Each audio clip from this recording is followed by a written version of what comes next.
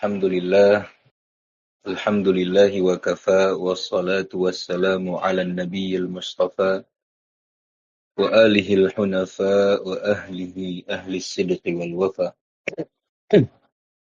Allahumma fasalli wa sallim ala sayyidina Muhammadin, wa ala alihi wa sahbihi wa sallim taslima. Amma ba'du, hadratal mukarramin, para kawan-kawan, para sahabat Roblox ya, yang semoga dirahmati, disayangi, dijaga, diberkahi oleh Allah Subhanahu wa taala. Alhamdulillah pada malam hari ini kita bisa bertemu kembali setelah sekian purnama kita tidak bertemu dalam kajian rutin. Alhamdulillah beberapa dari kita Allah berikan keistiqomahan untuk bisa tetap ngaji, bisa tetap muzakarah, bisa tetap saling berbagi ilmu dan pengalaman. Niatnya apa? Niatnya untuk tarbiyatul qulub. Nah, itu namanya sekarang tarbiyatul qulub. Apa itu tarbiyatul qulub? Menata hati. Menata jiwa. Karena pada episode-episode sebelumnya saya sudah sering jelaskan bahwasanya hati kita itu atau nafsu kita itu bagaikan hewan tunggangan. Hewan tunggangan bagaimana? Kalau tidak dilatih, dia akan liar terus. Dia akan sering nubruk, dia akan sering jatuh, dia akan sering terprosok di dalam lubang. Nah, lalu bagaimana agar hewan tunggangan yang kita naiki ini tidak liar gerakannya, tidak sering menabrak, tidak sering terjatuh? Nah, harus ada mujahadah, harus ada terapi, harus ada latihan yang konsisten agar hati kita alias hewan tunggangan kita ini bisa jalan dengan tenang, rapi. Karena kalau jalannya sudah tenang, rapi, konsisten, dia akan jalan lurus menuju tujuan terakhir, yaitu Allah Subhanahu wa taala ya. Boleh kita murajaah sedikit. Di season pertama kita sudah membahas bahwa ada 3 level utama mengenai tingkatan atau derajat hewan tunggangan alias hati kita. Ada 3 level tingkatan nafsu. Ada 3 level tingkatan jiwa. Level pertama namanya boleh dicatat nafsu ammarah. Nafsu ammarah ini yang paling rendah, yang paling jelek. Level kalau ibarat Mobile Legend, dia tingkatan warrior. Gitu mungkin ya. Tingkatan rendah. Maksudnya gimana? Nafsu ammarah ini kalau ibarat tunggangan, asal kita naikin, jatuh, nabrak. Gambaran bagaimana di hati? Ada trigger sedikit, ada godaan sedikit, ada maksiat sedikit, ada godaan, ada ya boleh dikatakan godaan ya. Ada godaan sedikit, kita langsung nyebur, kita langsung jatuh. Jadi lemah sekali benteng pertahanan kita, lemah sekali boundaries kita. Itu tanda bahwa nafsu kita masih di level yang paling rendah, nafsu ammarah. Diajak sedikit, ikut. Digodain sedikit, jatuh. Nah, ini bahaya. Ini berarti nafsu kita masih nafsu ammarah. Masih ibaratnya hewan ibarat masih bodoh ya. Kalau ibarat hewan tunggangan belum terlatih. Naik nanti, semakin sering dilatih, semakin sering ngaji, semakin sering latihan, semakin sering menguatkan pertahanan dan batasan, nanti naik. Namanya level kedua, namanya nafsu apa kemarin? Nafsu lawamah. Catat. Nafsu lawamah ini bagaimana?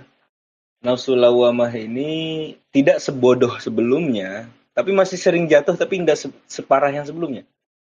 Kalau yang sebelumnya itu godaan sedikit aja langsung jatuh. Nah, kalau lawamah sudah mulai bisa bangun, sudah mulai sadar ya Allah, sudah mulai ada penyesalan. Lawam itu artinya menyesal. Sudah mulai ada introspeksi diri. Ya Allah, kenapa kemarin saya kayak gitu? Ya Allah, kenapa kemarin saya begini? Jatuh lagi, bangun lagi. Jatuh lagi ya. Lawama itu relatif masih labil. Ya. Tapi sudah ada perkembangan. Kalau kemarin kita gambarkan ibarat motor, ya, dia bukan motor butut lagi, dia sudah punya apa? Dia udah punya eh, kaca spion gitu, lampu dim dan lain-lain.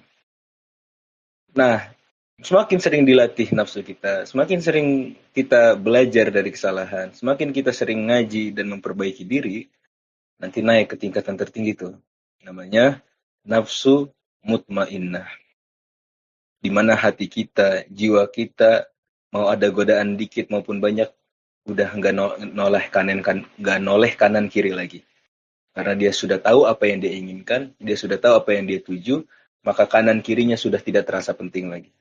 Mau ada godaan sebesar apapun, mau ada godaan sedahsyat apapun, dia tidak noleh kanan kiri lagi. Dia tahu bahwa apa yang dia inginkan ada di depan.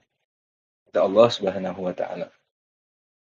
Nah, bagaimana proses kita meningkatkan, mengupgrade hati kita, mengupgrade jiwa kita dari mulai nafsu ammarah, nafsu lawamah sampai nafsu mutmainnah. Bagaimana cara meningkatkannya? Tentu dengan banyak-banyak ngaji, ngaji akhlak, ngaji tasawuf, setiap malam Kemis ini khususnya ya. Nah, tentu masing-masing diri kita sahibul bait adra bima fih. Ada satu pepatah Arab mengatakan tuan rumah paling tahu isi rumahnya. Maka saudara-saudaralah, teman-teman semua yang paling tahu di mana derajat dan kapasitas saudara-saudara. Apakah masih di nafsu ammarah yang tertrigger dikit langsung goyang, atau nafsu lawamah yang masih labil, atau sudah nafsu mutmainnah, sudah tahu apa yang diinginkan, sudah sampai ke tahap istiqomah. Nah, itu perlu latihan. Dia perlu latihan ya. Bagaikan hewan, kuda tidak semerta-merta dia jago berperang, dia jago berpacu, dia jago balapan, kecuali harus sering latihan. Seperti ya. Baik. Kemarin kita sudah banyak membahas tentang beberapa permasalahan akhlak ya. Dan insya Allah pada season kedua ini, kita akan mencoba membedah dan menghatamkan satu kitab, yaitu kitab Ihya Ulumuddin, karangannya Imam Al-Ghazali. Kita ambil beberapa bab penting terkait penyucian hati, jiwa, dan lain-lain. Itu di sini kita ambil satu bab berjudul Kitabu Adabil Ulfah wal Ukhuwah was Suhbah wal Muasyarah ma'a asnafil khalq.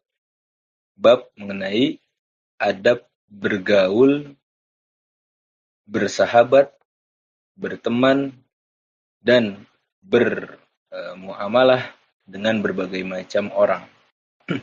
Nanti kita akan bisa mendudukan mana yang perlu kita kasih ruang lebih banyak, mana yang harus kita taruh pagar, dan lain-lain. Gitu ya. Bagaimana kita menghemat energi kita, dan lain-lain. Ya, akan kita bahas semua. Baik, di sini kita baca Bismillahirrahmanirrahim. I'lam annal ulfa thamratu husnil khuluq wa tafarruq thamratu su'il khuluq. Tahuilah teman-teman bahwasanya kenyamanan itu adalah buah dari akhlak yang baik. Dan perpisahan, perpecahan, permusuhan itu buah dari akhlak yang buruk. Dan itu adalah, makanya tugas Nabi itu satu ketika Nabi diutus ke muka bumi. Apa tugas Nabi? innama bu'istu liutammima makarimal akhlaq, atau dalam satu riwayat mahasinal akhlaq. Aku itu ditutus ke bumi tidak lain dan tidak bukan hanya satu misi, yaitu untuk menyempurnakan akhlak. Karena kalau akhlak sudah baik, bagaimana kita memanage hati sudah baik, hidup bahagia. Gitu ya. Dan teman-teman harus ketahui bahagia itu beda dengan senang ya. Ada perbedaan antara as-sa'adah, sa'adah itu bahagia, dan senang. Senang itu ya senang bisa dikatakan i'jab. Ada bedanya antara bahagia dan senang. Senang itu kepuasan sesaat. Kebahagiaan itu ketika kita mampu memanage segala emosi. Emosi itu kan bisa senang, bisa sedih, bisa gundah, bisa haru, bisa malu. Bahagia itu ketika kita mampu memanage dan merasa aman dengan segala emosi yang kita keluarkan. Maka contoh yang paling konkret begini. Ada teman-teman di sini yang udah kerja atau masih sekolah ya. Ya, biasanya kalau dapat liburan, dapat cuti, seneng nggak?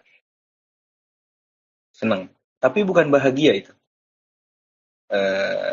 Kesenangan sesaat ketika mendapatkan jatah libur seminggu atau 2 minggu dari sekolah atau kerja, itu namanya senang. Ya, itu namanya senang. Dan yang kita kejar bukan senang. Karena kalau yang kita kejar adalah senang, maka hidup kita bakal sedih terus. Karena kesenangan itu tidak selamanya. Yang kita kejar bahagia, teman-teman. Lalu bagaimana bahagia? Bahagia adalah ketika kita bisa saat libur kita nyaman, saat sekolah kita nyaman, saat nggak sekolah kita nyaman, saat harus sekolah dan banyak kerjaan kita tetap nyaman. Itu bahagia. Ya. Jadi saat capek kita biasa saja, karena tahu memang flow-nya seperti ini, karena memang ritmenya seperti ini. Saat libur pun kita tidak terlalu jingkrak-jingkrakan, karena kita tahu bahwasanya libur akan berakhir. Libur akan berakhir, kita akan kembali lagi kepada rutinitas. Dan rutinitas secapek apapun, kita tidak sedih. Karena kita tahu, di akhir rutinitas pasti ada libur dan holiday. Nah begitu. Itu baru, kalau punya mindset seperti ini, inilah yang disebut bahagia. Ya, bahagia itu ketika kita bisa tetap nyaman dengan segala macam emosinya.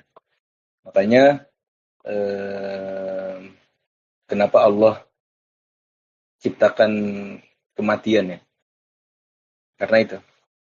Agar orang yang senang di dunia tahu bahwasanya kesenangan ini tidak selamanya, dan orang yang sedih di dunia tahu bahwasanya sedih ini tidak selamanya. Ya, itu baru kebahagiaan sejati.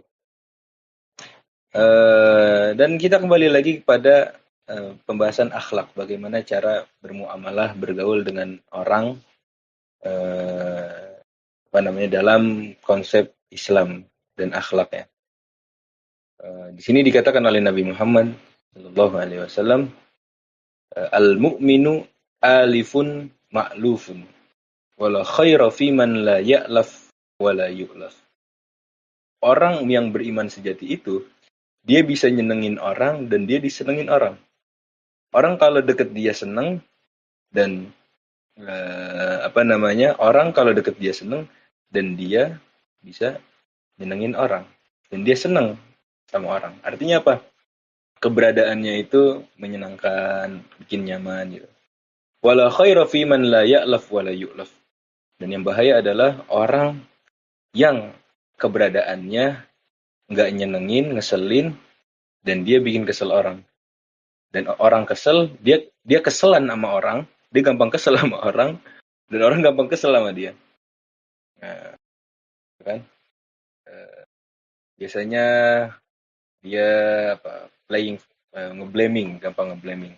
Orang pada iri sama saya. Tapi kalau orang iri sama kamu, kenapa banyak sekali yang sama? Nah, berarti kan ini udah polanya kelihatan ya. Nanti kita akan bahas apakah bisa kita menjadi orang yang menyenangkan dan membuat orang lain nyaman tanpa harus berlebihan seperti people pleaser. Nah, Islam tuh mengatur semua teman-teman. Jadi jangan jangan terlalu ke kanan people pleaser, jangan terlalu kiri yaitu public enemy. Kita nanti akan belajar bagaimana set boundaries, bagaimana set batasan, namun juga tidak menyakiti atau terlalu menjadi apa, asal bos senang atau asal orang lain senang. Dan di sini dikatakan bahwa apa kunci agar suatu pertemanan, persahabatan, dan hubungan itu bisa langgeng. Nah, di sini Rasulullah menjelaskannya. Innallaha ta'ala yaqul. Sungguhnya Allah pernah berkata dalam hadis qudsinya. Haqqat mahabbati lilladzina yatazawaruna min ajli. Telah nyata kecintaanku, kata Allah. Kecintaan Allah. Allah itu benar-benar cinta kepada orang yang saling berkunjung, saling bertemu karena aku. Jadi berkunjungnya karena aku. Wa haqqat mahabbati lilladzina yatahabbuna min ajli. Dan aku sangat cinta kepada orang yang saling sayang karena aku. Wa haqqat mahabbati lilladzina yatabadzaluna min ajli. Dan aku sangat cinta kepada orang yang saling memberi, orang yang saling berjuang min ajli karena aku. Wa haqqat mahabbati lilladzina yatanasaruna min ajli. Dan telah tetap rasa cintaku, kata Allah, pada orang yang saling menolong karena aku. Nah, ini menarik banget kalau mau kita bedah ya. Di sini kata Imam Ghazali, maksudnya apa? Wa an yuhibbal mar'u la yuhibbuhu lidzati bal ila hudzudzihil ukhrawiyah minhu. Ya. Jadi ketika kita suka atau kita sayang atau kita bersahabat dengan orang, maka jangan sampai alasan utama kita bersahabat, kita membangun hubungan dengan dia karena dianya, karena zatnya, karena dianya, paham ya? Fisiknya atau yang lain. Tapi bal ila hudzudzihil ukhrawiyah, tapi harus dengan nilainya. Nilai akhirat, nilai akhlak, nilai agama, ilmu gitu. Dan lainnya. Teman-teman, ini sudah saya rasakan betul ya. Sudah saya rasakan betul pengalaman hidup gitu ya. Saya ini termasuk yang agak susah punya sahabat sejati. Dulu itu kalau temen dengan sesama laki-laki itu ya nggak terlalu dalam, nggak terlalu deep karena merasa ya apa ya ada batasan kita ada batasan. Jadi lebih memilih untuk untuk mandiri. Karena apa? Karena punya pengalaman, ada trauma masa lalu. Trauma masa lalunya apa? Dikhianati teman sendiri, dikhianati teman yang saya kira dia adalah kepercayaan saya. Saya kira dia adalah orang yang aman buat saya. Tapi di tengah jalan malah dikhianati, dicampakkan, ditusuk dari belakang diam-diam oleh teman saya sendiri yang saya percaya. Ternyata setelah dievaluasi dan banyak ngaji, oh saya tahu. Saya berteman dengan dia karena dianya, bukan karena Allah. Saya berteman dengan dia karena urusan dunia. Karena ada kepentingan duniawi. Mungkin saat itu adalah misalnya uang atau jabatan atau tahta atau uang. Bisa jadi. Iya benar. Ternyata pas saya evaluasi, saya berteman dengan dia karena dianya. Saya menjalin hubungan dengan dia karena fisiknya, karena gantengnya, karena cantiknya, karena uangnya, karena saya ingin meraih otoritas, kekuasaan, jabatan. Akhirnya nggak langgeng. Bener, Allah itu maha adil. Semua yang bersatu karena selain Allah, akan Allah pisahkan benar-benar, akan Allah tegur, akan Allah pukul dengan pukulan yang telak. Gak akan langgeng.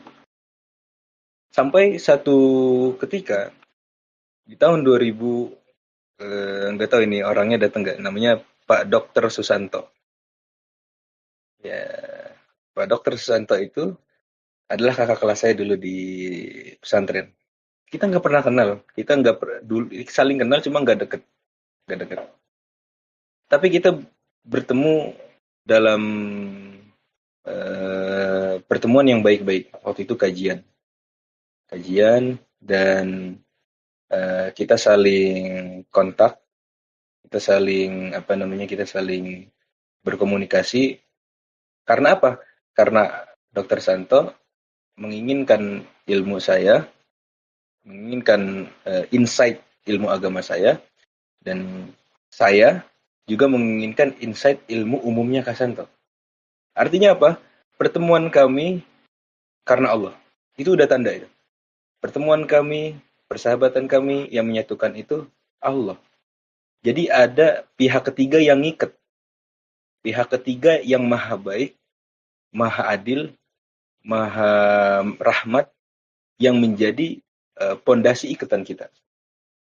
Nah ini adalah contoh pertemuan yang dilandasi karena Allah. Pertemuan karena ilmu. Persatuan karena ilmu. Dan Alhamdulillah, sampai bertahun-tahun lamanya, sampai sekarang, persahabatan kita tetap terjaga. Mau ada arang melintang, mau ada cobaan, mau ada ujian, mau ada apapun itu, kita nggak pernah selek, kita nggak pernah marah-marahan, kita enjoy, kita aman, karena tahu, karena karena beda efeknya. Pertemuan yang dilandasi karena Allah, pertemuan atau persatuan, hubungan yang diikat karena Allah, sangat beda dengan hubungan yang diikat hanya sebatas nafsu. Hanya sebatas nafsu duniawi. Ya, seperti itu. Dan mungkin akan, ini udah 30 menit, biasanya 30 menit setelahnya akan ada pertanyaan ya.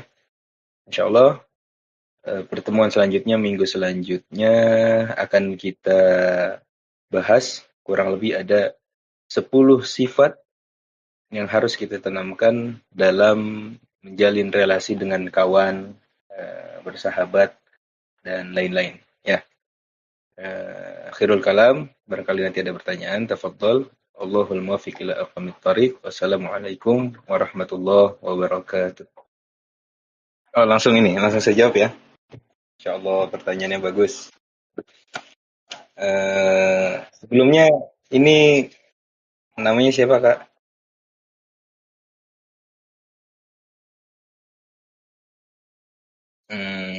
Kak Maulana umur berapa ini? Oh, Masya Allah. Rangga, okay. Insya Allah. Saya izin jawab ya. Jadi untuk yang pertama, apa?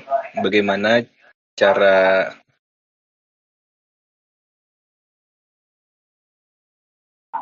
ya, cara mengontrol hati ya, ibaratnya. Cara mengontrol hati. Ada satu qasidah salawat dari Imam Busiri. Ini bagus sekali. Beliau bilang gini, "Wan nafsu katifli in tuhmilhu syabba ala hubbir radha'i wa in tuhmilhu yanfatimi." Wan nafsu katifli. Nafsu itu bagaikan anak balita. In tuhmilhu syabba ala hubbir radha'. Kalau kita biarkan, kita tidak sapih, dia akan terus demen netek. Sampai tua, sampai jenggotan dia akan terus netek ke ibunya. Wa in tuhmilhu yanfatimi. Tapi kalau kita sapih dia, kalau kita hukum dia, sapih itu kan ya ditaruh sesuatu yang pahit sehingga trauma, sang anak trauma dan akhirnya nggak mau untuk menyusui lagi kan ke ibunya. Dia trauma, dia harus dipukul dulu dan kemudian trauma sehingga nggak mau lagi melakukannya. Nah, ketika kita sedang tergoda oleh nafsu kita, tergoda untuk melakukan hal-hal yang tidak senonoh, hukum diri kita. Dan teman-teman tahu cara terbaik menghukum diri sendiri bagaimana. Ada yang efektifnya dengan melakukan ini, melakukan itu, melakukan ini, melakukan itu.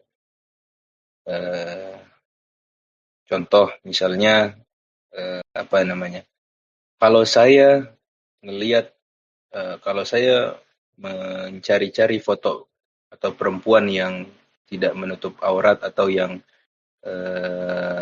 mutabarrijat itu ya, yang tidak senonoh, kalau saya tergoda lagi sekali lagi, saya harus push up 15 kali. Contoh, saya harus angkat barbel 30 kali. Kan badan akhirnya sakit tuh, tersiksa. Akhirnya, aduh, iya juga ya. Besok-besok jangan deh. Karena saya komitmen kalau ngelihat lagi, saya harus menghukum diri saya dengan exercise. Nah, ini growth mindset, teman-teman. Kita hukum diri kita, jangan dengan hal yang merugikan. Jangan misalnya gini, ya Allah kalau saya tergoda untuk melakukan maksiat, saya akan mensayat kulit saya dengan silet. Ya, jangan, itu nggak ada manfaatnya. Tapi lakukan growth mindset. Hukuman itu harus menumbuhkan, mengupgrade diri kita. Push up, angkat barbel, atau kalau saya ngelihat lagi, kalau saya tertrigger lagi, kalau saya melakukan itu lagi, saya akan baca buku 100 halaman kata per kata. Tuh. Kalau saya melakukan itu lagi, saya akan sholat duha sekian rakaat. Kalau saya melakukan itu lagi, saya akan begini, begitu. Ya, jadi harus disapih, harus dihukum. Cara untuk mengendalikan nafsu. Ya, itu untuk tingkatan yang awam. Tentu kalau udah tingkatan orang-orang yang sudah terlatih dari lama, yang nggak perlu begitu. Cukup dia astagfirullah udah selesai, nggak mau lagi. Dia tahu apa yang dia inginkan. Itu orang yang sudah capai level mutmainnah. Tapi kalau masih amarah, masih perlu dihukum, masih perlu disabet. Ibarat hewan tunggangan, masih boleh untuk kita pecut ya, dengan hal yang menyakitkan. Tapi pasti harus yang bermanfaat juga, menyakitkan dan bermanfaat. Kedua, diputusin pacar. Itu juga sama. Kenapa kalian sakit hati? Kenapa kalian gak bisa move on? Kenapa kalian sedih? Karena kalian bertemu bukan karena Allah. Kamu bertemu karena dianya. Ya, kamu bertemu karena nafsumu, bukan karena Allah. Harusnya sesuatu yang bertemu karena Allah, dia akan berpisah juga karena Allah. Jadi biasa-biasa aja. Pokoknya tanda suatu relasi tidak sehat itu ya begitu. Makanya sekarang bagaimana caranya? Caranya ya sembuhkan diri kamu dengan diri kamu sendiri. Dengan melakukan hal-hal yang bermanfaat, produktivitas gitu ya. Bertemu dengan orang-orang yang lebih baik, yang lebih mindful, ya, yang lebih positive vibes. Lalu bagaimana kalau masih kepikiran, masih relapse misalnya? Ya udah, pecut diri Anda. Kalau masih kepikiran, kalau satu detik saya masih kepikiran, saya harus menghukum diri saya, push up berapa kali. Karena itu nafsu.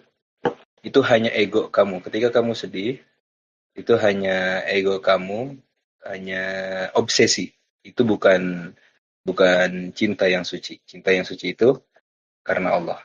Ya, seperti itu. Lagian umur 21 janganlah begitu-gitu ya. Nanti aja kalau udah punya uang, udah jelas karirnya, udah jelas kehidupannya. Jangan habisin waktu kalian buat hal-hal yang merugikan kalian, gitu ya. Tapi nggak apa-apa buat pelajaran. Insya Allah ke depannya bisa jadi lebih baik. Oke, sekian. Semoga dapat dipahami ya, Mas Rangga ya. Ini yang bagus ini dari Mas Adikara ya. Insya Allah. Semoga Mas Adikara sehat selalu ya. Ya, cut off itu masuk daripada mekanisme cara membangun dan menjaga hati yang sehat. Rasulullah pernah bersabda, da ma la yuribuk, da ma yuribuk ila ma la yuribuk. Itu hadisnya sahih itu. Buanglah sesuatu yang tidak penting untukmu, yang tidak bermanfaat untukmu, kepada hal yang bermanfaat untukmu. Kesalahan manusia adalah terlalu sering memberikan space, ruang hati, untuk orang yang jelas-jelas secara logika membahayakan kita, merugikan kita. Dia tetap dikasih ruang, dia tetap dikasih kesempatan. Itu menurut Islam itu bukan hal yang baik. Jadi cut off itu merupakan mekanisme yang benar. Ya. Cut off itu tapi dengan prasyarat. Cut off di sini bukan untuk benci dan dendam ya. Benci dan dendam itu termasuk sifat yang dilarang oleh Islam. Jadi cut off yang sehat bagaimana? Cut off cukup dengan dalam hati bilang gini, kamu sudah tidak saya berikan space lagi dalam hidup saya. Terserah, saya tidak benci kamu, saya tidak ingin membahayakan kamu, tapi apakah kamu tanya, apakah di hati saya, di ruang saya masih ada space, masih ada jatah ya? Tidak. Kamu silakan menjalani hidupmu dengan baik, semoga sukses, tapi di dalam jiwa saya sudah tidak ada. Itu cut off yang benar. Cut off yang benar. Ya. Cut off yang salah bagaimana? Kita sudah cut off, tapi diam-diam kita masih ingin membahayakan dia. Kita masih ingin ganggu hidup dia. Kita masih ingin ibaratnya menjelek-jelekan dia, merugikan karir dia. Ini bahaya. Ini bukan cut off yang baik. Cut off yang baik sudah. Tidak perlu membahayakan dia, merugikan orang itu. Sekedar sudah, kamu silahkan hidup sendiri, tapi karena saya tahu kamu tidak banyak maslahat untuk hidupku, makanya sudah kututup ruang. Dan itu nggak apa-apa. Itu bagus. Malah nggak semua orang bisa melakukan itu loh. Nggak semua orang bisa secepat itu tidak mentolerir orang. Karena biasanya manusia itu kan makhluk yang sangat emosional ya. Bukan kadang emosi, antara emosi dan logika, unggulan emosi. Bagaimana maksudnya? Logika bilang dia ini nggak baik, dia ini banyak maksiatnya, dia ini kurang baik agamanya, dia ini sering melanggar batas, dia ini sering kelewatan, gitu ya. Itu logika. Tapi kadang emosi masih lebih menang. Emosi bilang, oh nggak apa-apa, dia sudah sering bantu saya, dia pernah berjasa banyak sama saya. Saya sudah lama berteman dengan dia, saya juga harus memaklumi dia. Enggak, udah. Kalau mau sehat, kalau mau hidup tenang, jangan unggulkan emosinya, jangan unggulkan perasaan sesaatnya, unggulkan logika, cut off. Dan Mas Adikara sudah melakukan hal yang benar. Penting, jangan dendam, jangan niat rugiin orang itu, jangan ya. Itu dilarang oleh Islam. Ya, itu pertanyaan jawaban untuk Mas Adikara. Ada lagi pertanyaan yang lain? Orang yang bahagia itu orang yang punya tujuan. Dia tahu apa yang dia inginkan. Dia tahu dia hidup untuk apa. Itu orang bahagia. Kalau nggak punya tujuan ya udah bahagia.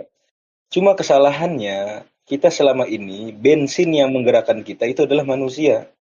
Sehingga ketika kita dikecewakan oleh sang manusia, hidup kita hancur. Hidup kita hidup kita porak-poranda karena energi bensin yang selama ini kita jadikan apa namanya gantungan hilang. Nah, itu adalah konsekuensi ketika kita bertemu seseorang, kita terikat dengan seorang bukan karena Allah. Coba kalau dari awal karena Allah, mau orang itu hilang, merugikan kita, mengecewakan kita, kita biasa aja. Karena dari awal yang menjadi energinya Allah, gitu. Memang prakteknya agak susah ya, prakteknya agak susah. Cuma begini, contoh. Ini contoh paling gampang. Ketika suami istri dipersatukan karena Allah, ya, contoh misalnya, kenapa suami istri pasangan itu harus dipersatukan karena Allah? Oke, di awal memang ada sedikit bumbu perasaan dan cinta kepada orangnya, bukan karena Allahnya. Tapi kalau dua-duanya bisa komitmen karena Allah, suatu saat sang laki-laki memukul dan selingkuh, sang istri akan dengan logika sadar akan mengkat, akan pergi. Karena apa? Karena saya bersatu sama kamu karena Allah. Suatu hari kamu melanggar apa yang diatur oleh Allah, ya saya tidak ragu tinggal. Karena patokan saya nilai-nilai Allahnya yang menjadi yang membuat saya bertahan. Apa namanya? Ketika kamu sudah tidak menjaga nilai-nilai Allah, maka saya biasa aja untuk meninggalkan. Ketika kamu sudah KDRT, berani mukul, poligami, selingkuh dan lain-lain, saya tidak ragu untuk meninggalkan. Karena jangan GR. Saya mau sama kamu bukan karena kamu. Karena nilai-nilai dan komitmen di atas nama Allah yang kita jaga. Gitu.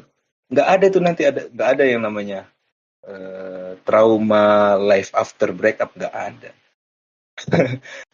Karena life after breakup, kesedihan, gitu ya, gamon, itu semua pasti 100% hakul yakin karena dia bersatu karena fisik, karena nafsu, karena uang, karena jabatan, karena dianya, bukan karena Allahnya.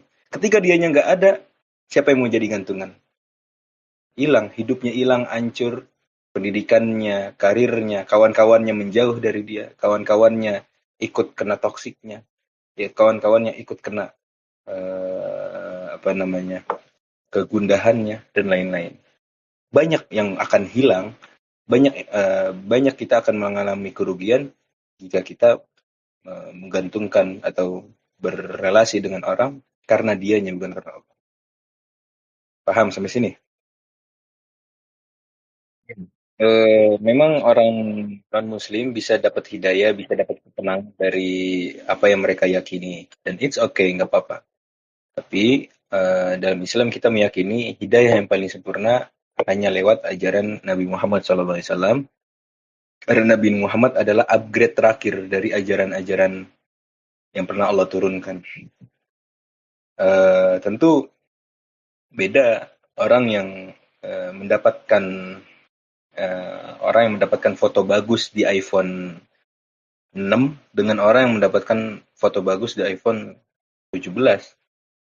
Dan kita meyakini bahwa agama Islam adalah agama updatean terakhir dan yang paling paripurna dan yang bisa mengantarkan kita pada hidayah yang sebenarnya.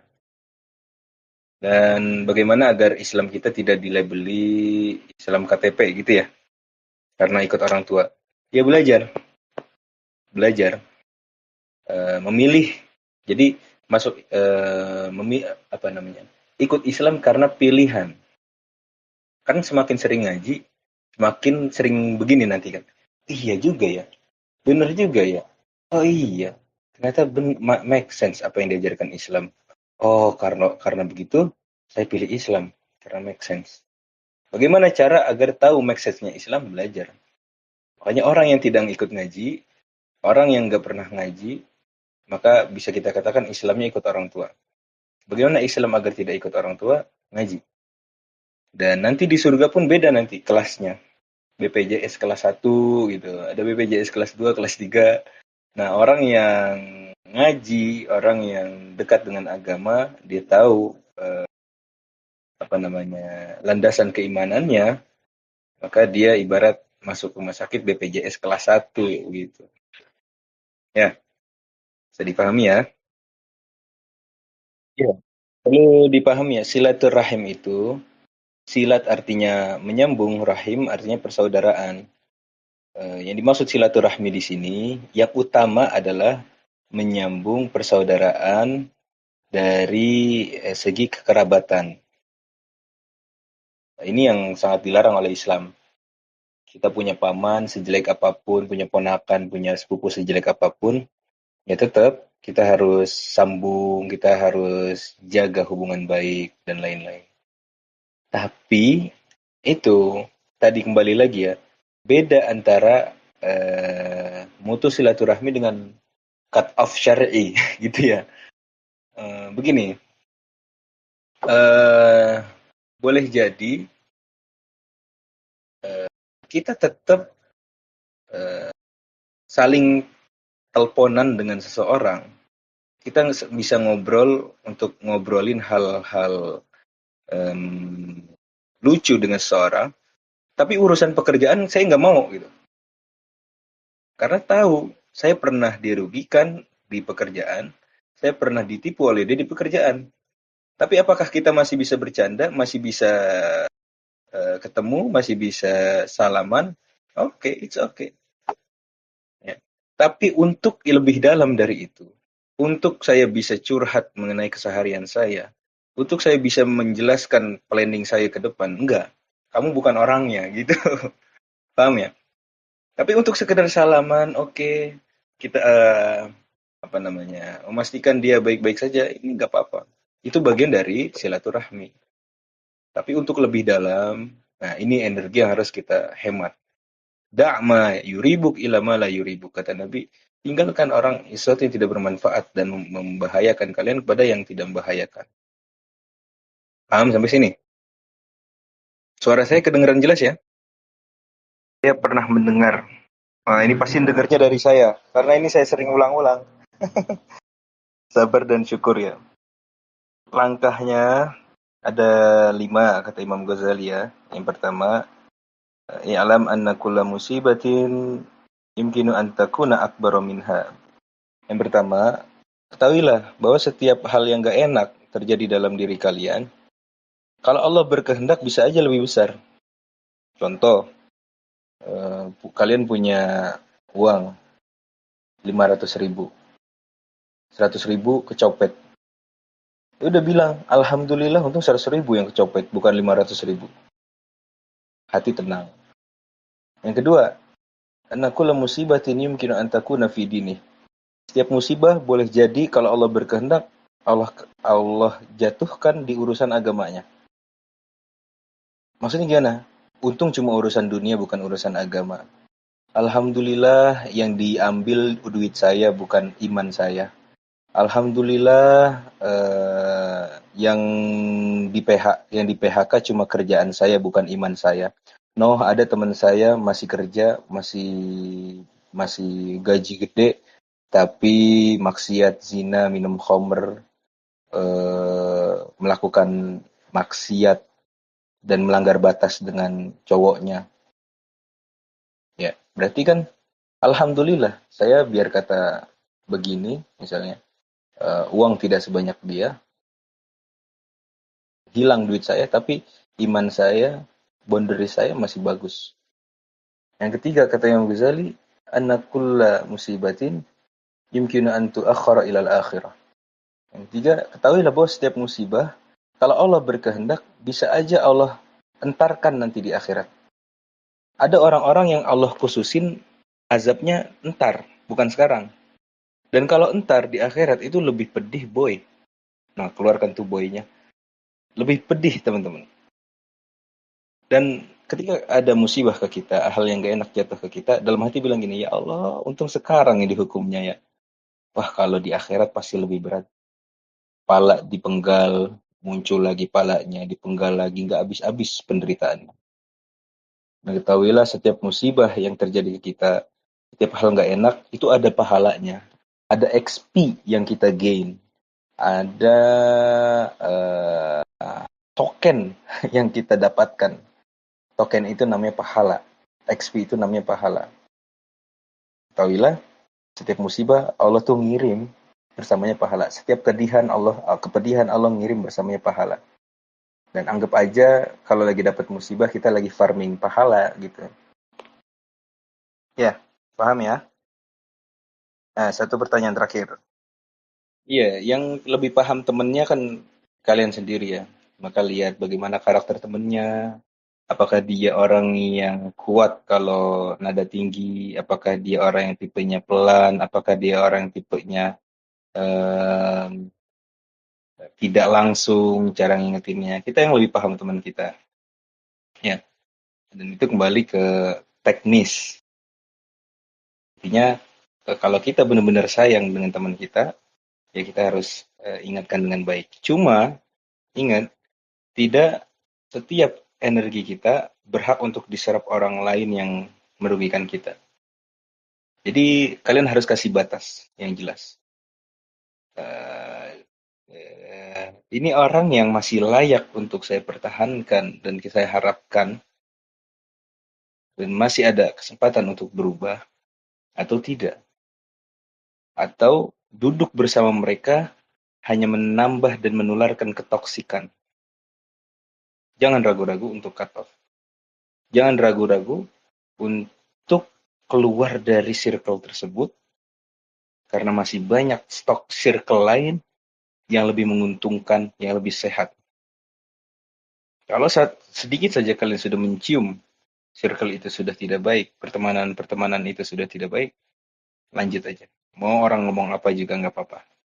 Ya, karena kalian tahu apa yang kalian inginkan. Nah, begitu aja ya.